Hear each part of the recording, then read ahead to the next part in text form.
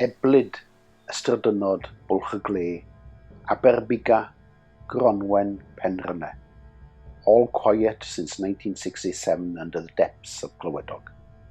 With my grandmother's home now a parking lot, and my grandfather's childhood home a ruin near the dam wall. Whilst middle-class romanticisation idealises the area, the reality is that the Mid-Wales annual salary is £9,000 a year less than the UK average.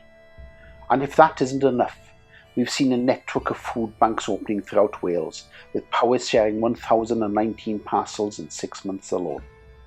Yet the high cost of houses is ridiculous, needing 7.5 times earnings to afford the average purchase cost of a house.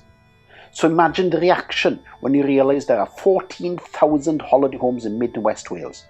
They symbolise those with means, the haves as compared to have-nots, whilst our young people can't afford to live in their communities.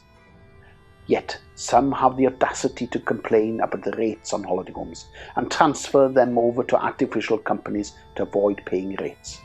Exactly the same as multinational corporations do, hiding their assets away whilst everyone else has to pay. Yet, whilst this poverty exists in our communities, the very economic assets we have work against us. Nothing crystallises this more than the symbolic nature of Tryweryn, Lake Fernwy, Clywedog, Elan.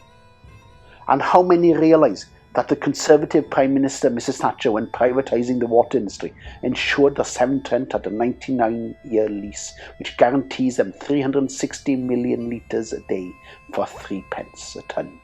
A pittance. And the proposed bill in Parliament at this time further highlights the danger of another dam being built in the area. Water is our oil, and its wealth should benefit our people, not faceless corporations. That is why I am who I am, a product of this place, with an understanding of the issues and concerns.